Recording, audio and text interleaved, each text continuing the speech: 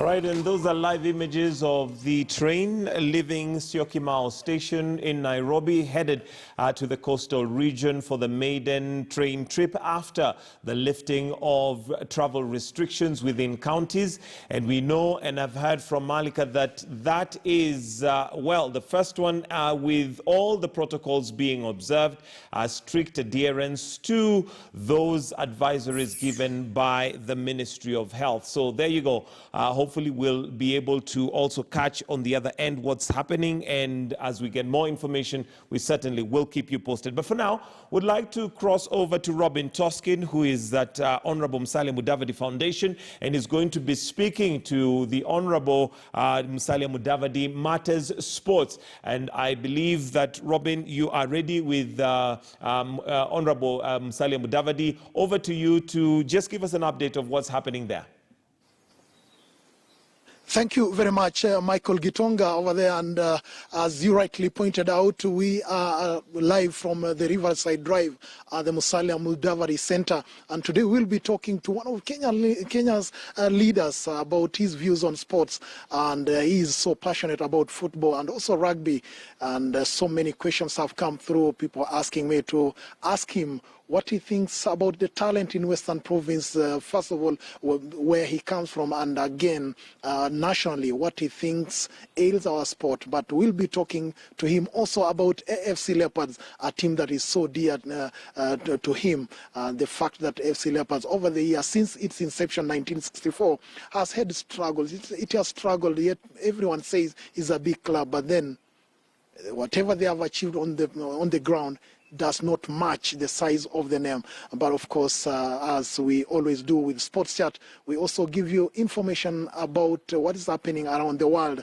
And for Manchester United fans, they'll be watching tonight their side taking on Southampton at the Old Trafford Stadium, hoping and believing that Manchester United will beat Southampton to move to the third position after Leicester were thrashed by Bournemouth yesterday. And also, of course, Chelsea suffering a humiliating 3-0 defeat to Sheffield Wednesday United, which now paves the way for Manchester United to get to the top four, of course, in the chase for the UEFA Champions League title. But then, But then we have Wycliffe Musalia Mudavadi right here with us, and as you can see, he's taking care of himself because of the COVID pandemic, and I want to believe that he's also taking every precaution to ensure that he remains, healthy.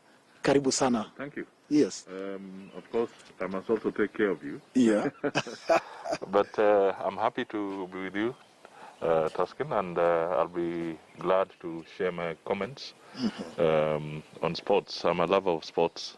Sure. I enjoy sports, and it would be good to be able to exchange some ideas on this. Your message to the country in the face of this pandemic, the government is saying that we have to take every precaution. Yes. And what do you think Kenyans should be doing at the moment? I think the truth is we are not out of the woods. It's getting worse. As more people are tested, it's becoming apparent that the pandemic is much deeper than we may have thought. And therefore, I can only urge the government to monitor extremely closely because it could be possible that they may have to roll back on some of the issues that they had loosened on so that we can protect more people. We have seen that as the movement eases, there's an urge, people who are feeling locked up in a given area, there's an urge for them to surge into different parts of the country. And through that, the risk becomes higher. Yes. Well, we just hope that Kenyans will be responsible enough to ensure that they take every precaution to ensure that we are safe. Now, we are here today talking about matters sports, and having read a lot around yourself, being a former rugby player for the Mean Machine. Yes. Are you still catching up with the Mean Machine? Well, not as often as I used to. Yeah. Of course, with time, things change. But I'm still an avid supporter of rugby. At one time, I was even patron of the Kenya Rugby Football Union in Kenya. So take it from me that I follow rugby, I watch. Of course, it's many years, and there are many stout people out there whom we like watching. Yeah. Of course, talking to you as being a national leader, it's a bit difficult for me to take you back to where you came from, that is the Western Province. But of course, people are not lost to the fact that you come from there, and there's a lot of talent, like in the rugby world, volleyball and all that. Do you think Western Province has realized its full potential in terms of exploiting talent in rugby, volleyball, athletics? No, I think we still have to go much further. There's a lot of talent, not just in Western Province, but all over. I mean, we are seeing very good young men and women emerging every other time to play different sports in this country. Yes. So there is a lot of talent.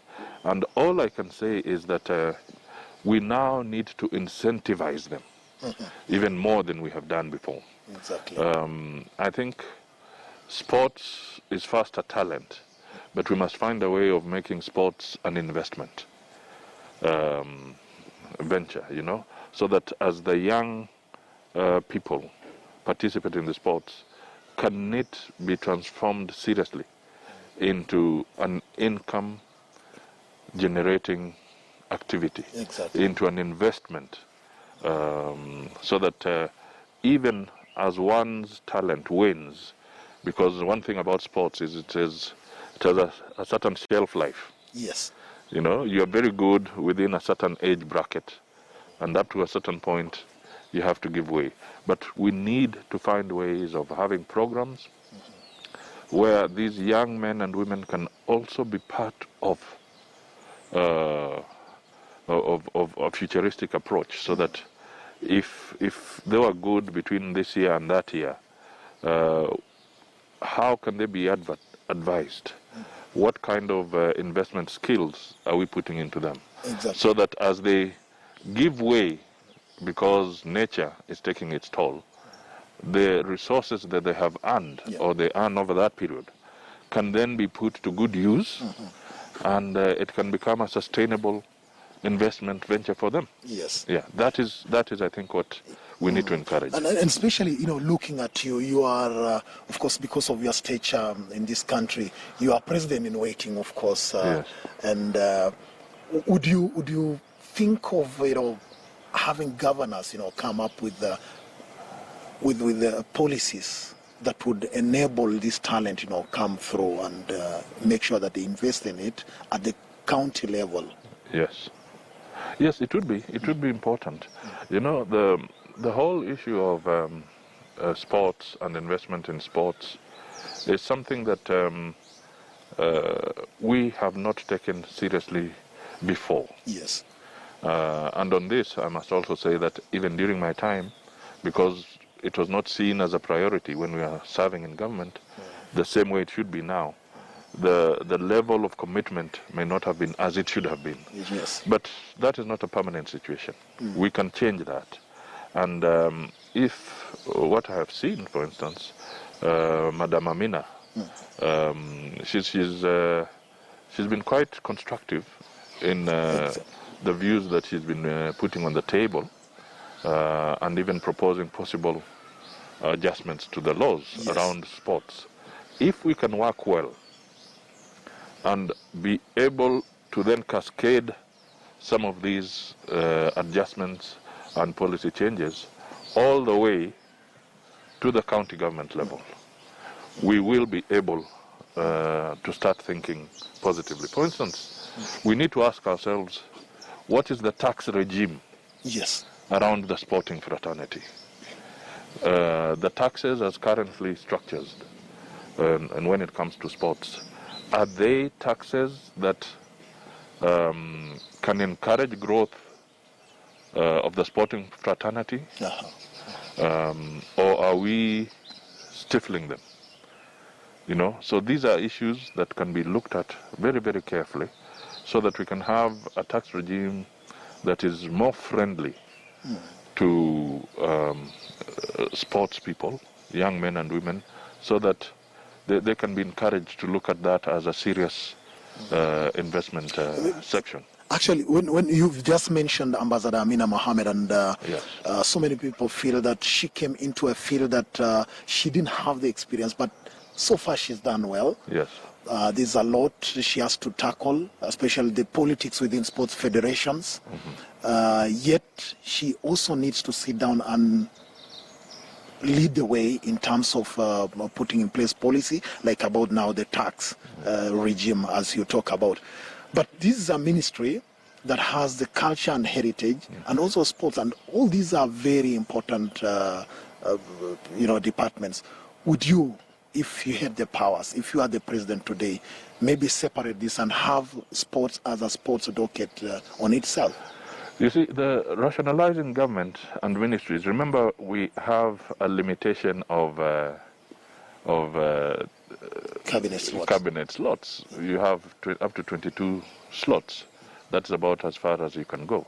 So when you're rationalizing government, you must look for what you would call linkages that can be put together carefully. So I think what we'd be looking at is not necessarily whether the Ministry of Sports is a standalone ministry. There's nothing wrong in integrating it with culture and art, all right? Because here you're literally looking for that kind of talent. Yes. What is important is what supportive legislation can come to anchor them and anchor all these areas. What kind of support can you give to these younger people when they're looking at their talent? And if there's going to be a taxation regime, we must look at it and say, is it a taxation regime that is crippling young people? Yes.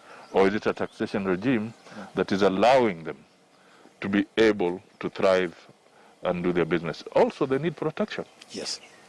Because you could also have a situation where if it is not well done, the young upcoming sports people can seriously be exploited by their so-called managers or handlers or some of the people who come in as scouts. Yeah.